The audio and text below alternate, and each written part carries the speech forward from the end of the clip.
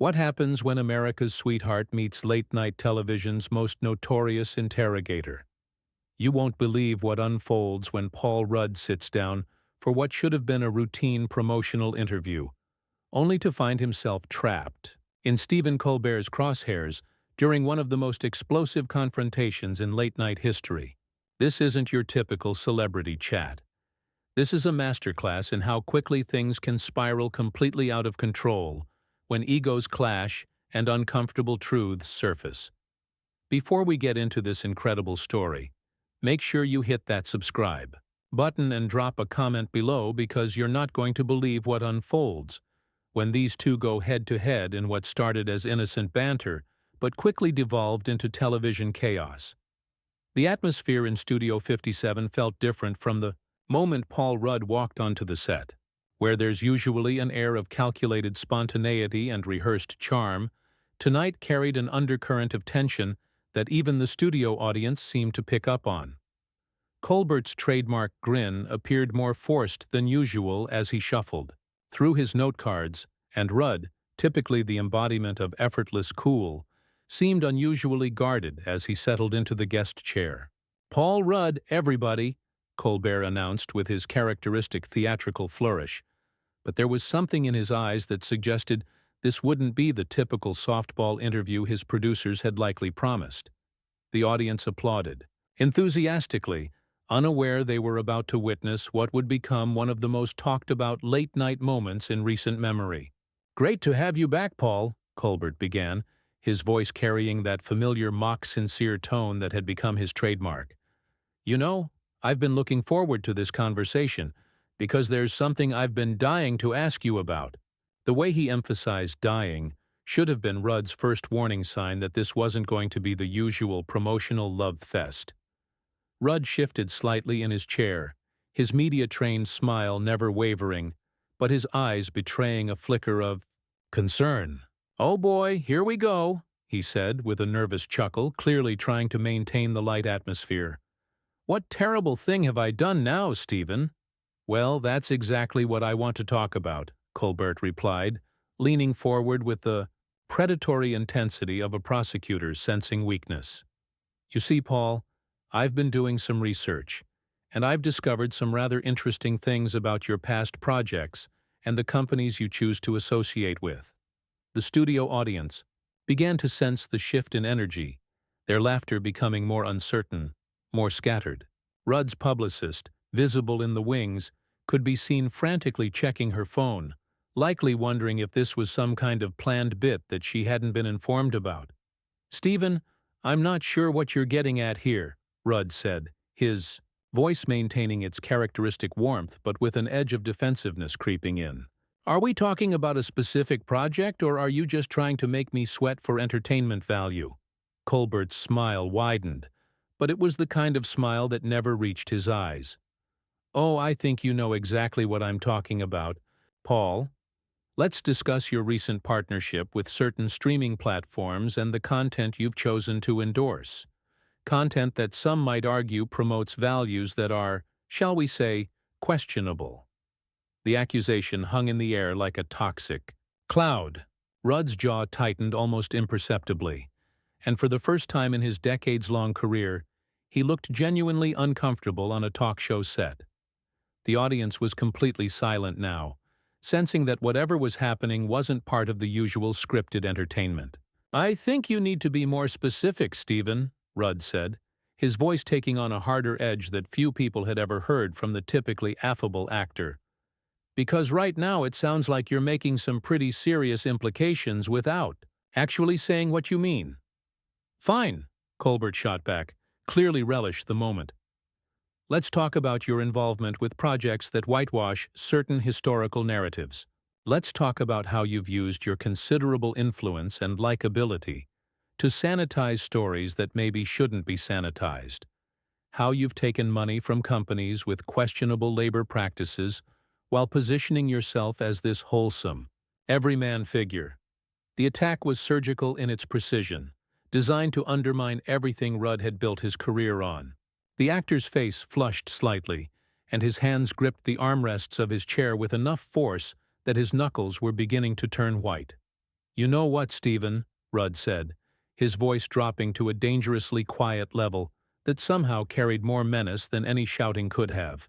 I came here tonight thinking we were going to have a fun conversation about my new movie. I didn't realize I was walking into some kind of ambush interview designed to— What exactly? Destroy my reputation for your ratings? Colbert leaned back, in his chair with obvious satisfaction, like a chess player who had just achieved checkmate. I'm simply asking the questions that I think the American people deserve answers to, Paul. Isn't that what journalism is supposed to be about? Holding public figures accountable for their choices? Journalism? Rudd's voice cracked slightly with disbelief and rising anger. Stephen, you're a late-night comedy host, not Edward R. Murrow. And this isn't journalism. This feels like a hit job. The confrontation was escalating rapidly, with both men abandoning any pretense of civility. Colbert's producers could be seen in the control room frantically gesturing, clearly trying to figure out whether to cut to commercial or let this train wreck continue to unfold in real time. A hit job? Colbert repeated, his voice dripping with mock incredulity.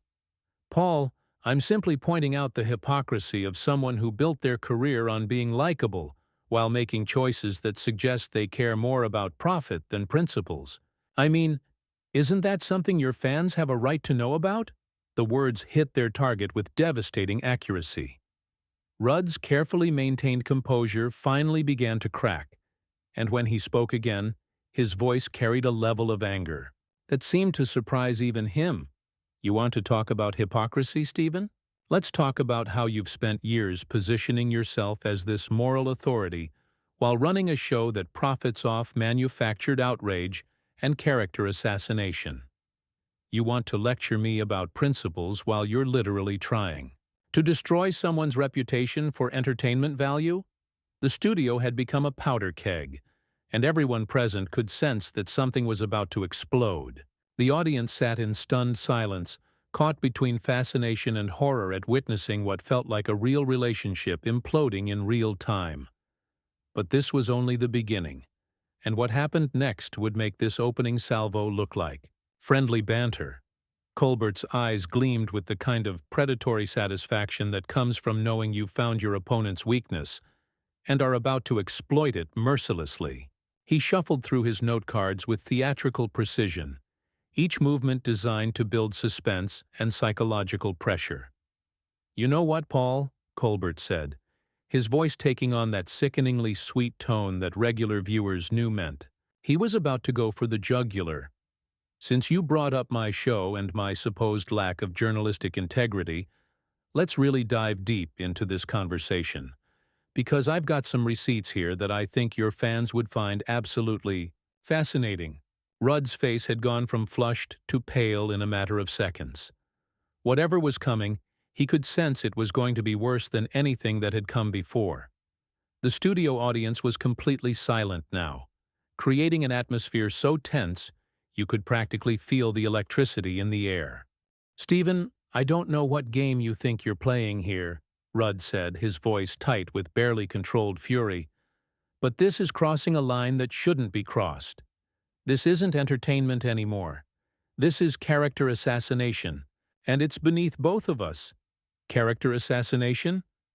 Colbert laughed, but it was the kind of laugh that had no humor in it whatsoever. Paul, I'm simply reading from publicly available information. Information that your publicist probably hoped would never see the light of day. He held up a sheet of paper with obvious theatrical flourish. Let's talk about the Riverside Productions deal from 2019, the one where you personally profited.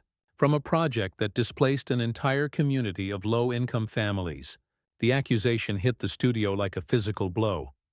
Rudd's entire body went rigid, and for a moment it looked like he might actually stand up and walk off the set right then and there. His publicist was now frantically making cutting motions across her throat, desperately trying to signal the producers to end this nightmare before it got any worse. That is a complete and total misrepresentation of what happened, Rudd said, his voice shaking with rage. And you know it. That project created jobs. It revitalized a neighborhood. And the families you're talking about were relocated to better housing with full compensation. But I guess that doesn't fit your narrative, does it, Stephen? Better housing? Colbert's voice dripped with mock concern. Is that what you call it when people are forced out of homes they've lived in for generations? When entire communities are destroyed so that Hollywood can build another vanity project? How very generous of you to decide what's better for people you've never met. The attack was surgical in its cruelty, designed to paint Rudd not just as hypocritical, but as actively harmful to vulnerable communities. It was the kind of accusation that could follow someone for years, the kind that transforms a beloved public figure into a pariah overnight. "You are absolutely out of line," Rudd said, standing up halfway from his chair before forcing himself to sit back down. "You're taking a complex urban development project and turning it into some kind of evil villain origin story. This is exactly the kind of reductive, sensationalist garbage that's destroying honest discourse in this country." "Honest discourse?" Colbert shot back, leaning forward aggressively. "Paul, let's talk about honest discourse. Let's talk about how you've spent years cultivating this image as America's nice guy, while making business decisions that suggest you care more about your profit margins than you do about the people affected by your choices." The confrontation had moved far beyond professional disagreement into deeply personal territory. Both men were now operating on pure adrenaline and wounded pride, each determined to land the most devastating blow possible. "You want to know what's dishonest, Stephen?"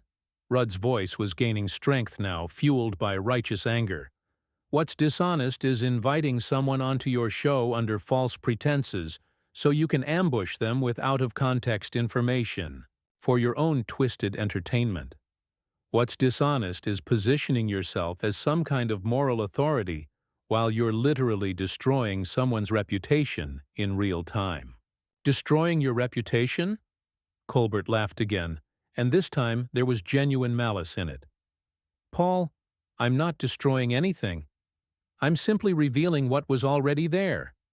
The question is, why are you so angry about people learning the truth about your business practices?" The word truth seemed to trigger something primal in Rudd. His hands clenched into fists, and when he spoke again, his voice carried a level of venom that shocked everyone in the studio. "The truth? You want to talk about the truth, Stephen? Let's talk about how you've built your entire career on tearing other people down. Let's talk about how you hide behind this fake persona of righteous indignation while you're nothing more than a bully with a platform. Let's talk about how you've turned human suffering into punchlines and other people's pain into your personal profit." The counterattack was devastating in its accuracy.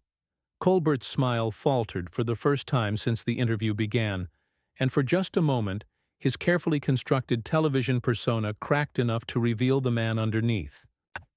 And he didn't look nearly as confident as he had seconds before. "I think you're projecting, Paul," Colbert said, but his voice had lost some of its earlier conviction. "I think you're angry because someone finally called you out on your hypocrisy, and you don't know how to handle it." "Hypocrisy?" Rudd was fully standing now, his voice rising to a level that reverberated throughout the studio.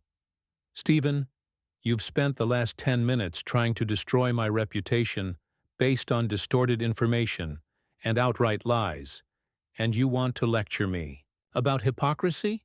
You're like a vampire that feeds on other people's misery, and you've convinced yourself that makes you some kind of moral crusader." The studio audience was completely shell-shocked.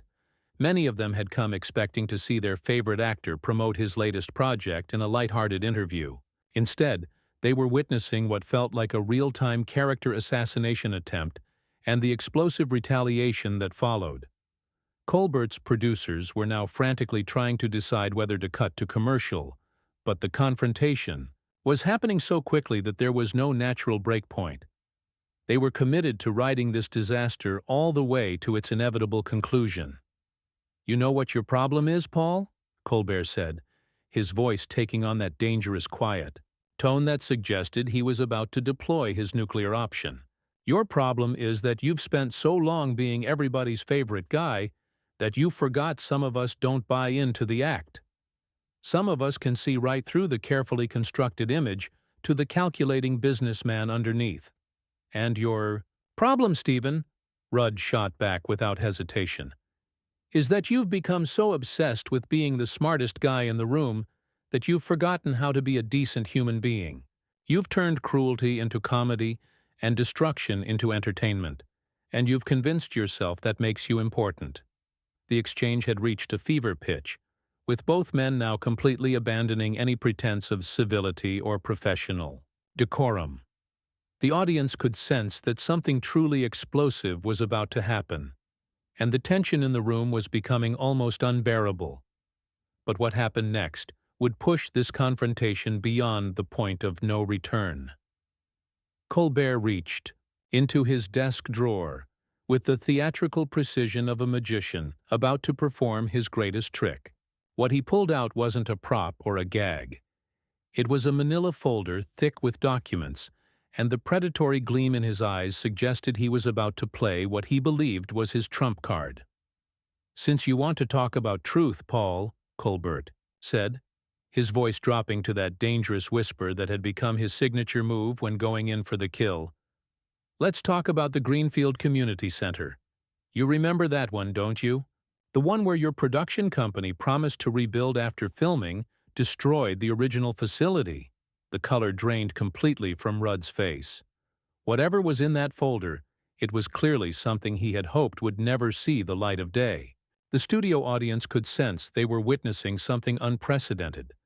Not just a celebrity interview gone wrong, but what felt like a genuine attempt to destroy someone's career in real time. "Stephen, I'm warning you," Rudd said, his voice barely controlled. "If you go down this road, there's no coming back from it. Not for either of us." "Oh, I think we're already past that point, don't you?" Colbert replied with obvious satisfaction. "According to these documents, your company promised to rebuild that community center within 6 months. That was 3 years ago, Paul. 3 years that children in that neighborhood have gone without a safe space to play, to learn, to grow. All because Paul Rudd's word apparently isn't worth the paper it's printed on." The accusation hung in the air like a death sentence. Rudd's hands were shaking now, not with fear, but with a rage so pure and concentrated that it seemed to radiate from him in waves. When he spoke, his voice carried a level of fury that seemed to surprise even him. "You want to know what really happened with Greenfield, Stephen? You want the truth that's not in whatever cherry-picked documents you're waving around like some kind of gotcha trophy?" Rudd was fully on his feet now, towering over Colbert's desk with an intimidating presence that few people had ever seen from the typically mild-mannered actor. "The city changed the zoning laws 6 months after we started construction. The environmental impact study that nobody bothered to mention found contaminated soil that required specialized remediation. We've spent over $2 million trying to clean up a mess we didn't create, and we're still fighting the bureaucracy to get the project approved." "How convenient," Colbert shot back, but there was something in his voice now that suggested he might not have all the facts he thought. He did. Blame the government, blame environmental concerns, blame anyone but yourself for breaking a promise to children. "You know what's convenient, Stephen?" Rudd's voice was rising to a level that reverberated throughout the studio. "What's convenient is how you've taken a complex legal and environmental situation and turned it into a simple story about a Hollywood villain who doesn't care about kids. What's convenient is how you've ambushed me with incomplete information and presented it as unassailable fact. What's convenient is how you've turned your show into a kangaroo court where you get to be judge, jury, and executioner." The confrontation had moved beyond personal animosity into something that felt genuinely dangerous. Both men were operating on pure adrenaline now, each determined to completely destroy the other regardless of the collateral damage. "A kangaroo court?" Colbert's laugh was bitter and sharp. "Paul, I'm simply asking you to explain why your word means nothing. Why communities can't trust you. Why the image you've spent decades building is nothing more than a carefully constructed lie. You want to know about lies, Stephen? Rudd's voice cracked with emotion, and for the first time in the interview, he looked genuinely hurt rather than just angry. The lie is that you've convinced people you're some kind of moral authority. The lie is that you've made them believe that tearing other people down makes you righteous. The lie is that you've turned human decency into a performance and made cruelty into entertainment. I expose hypocrisy, Colbert replied, but his voice lacked the conviction it had carried earlier. I hold public figures accountable. No, you don't, Rudd shot back immediately. You destroy people for ratings. You take complex situations and turn them into simplistic narratives that make you look smart and your guests look terrible. You've weaponized your platform and convinced yourself that makes you a journalist instead of what you really are, a bully with a microphone. The words hit their target with devastating accuracy. Colbert's carefully constructed television persona was beginning to crack under the sustained assault, and the man underneath looked far less confident than he had at the beginning of the interview. I think we're done here, Colbert said, reaching for his note cards with hands that weren't quite steady. Oh, we're definitely done, Rudd agreed, but he wasn't moving toward the exit. Instead, he leaned forward, placing both hands on Colbert's desk with enough force to make the host flinch. But before I go, let me tell you exactly what I think of you and your little ambush interview. The studio was completely silent now, the audience holding their collective breath as they watched. What felt like a genuine breakdown of professional civility happening in real time. You are everything that's wrong with media today, Stephen. You've taken the sacred responsibility of a platform and turned it into a weapon. You've convinced people that cruelty is comedy and that destruction is discourse. You've made them believe that tearing others down elevates you, when all it really does is reveal how small and petty you really are. Colbert tried to interrupt, but Rudd wasn't finished. You want to talk about truth? Here's the truth. You're a coward. You hide behind your desk and your scripted jokes and your carefully researched hit pieces because you don't have the courage to build anything yourself. You can only tear down what others have created. You're not a journalist. You're not a comedian. You're not a moral authority. You're just a sad man who's convinced himself that other people's pain is his entertainment. The attack was so brutal, so comprehensive, and so obviously heartfelt that it seemed to suck all the oxygen out of the room. Colbert sat behind his desk looking genuinely stunned, as if he'd been physically struck.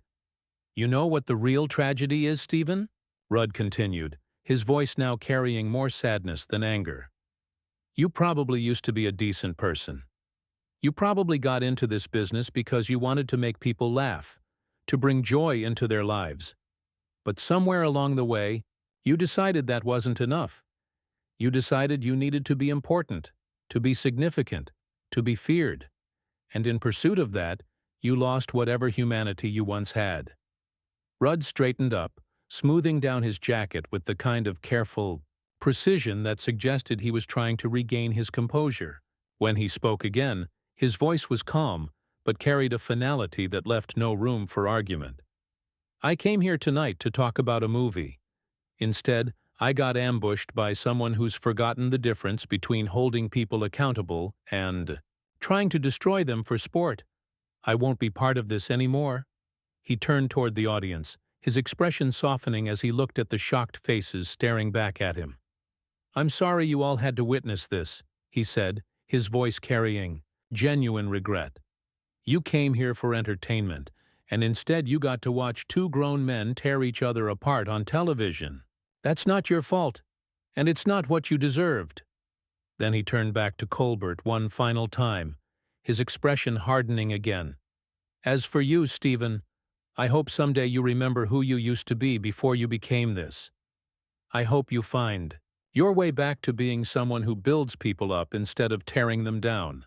But I won't hold my breath. With that, Paul Rudd walked off the set of The Late Show with Stephen Colbert, leaving behind a stunned audience, a devastated host, and what would undoubtedly become one of the most talked-about moments in late night Television history.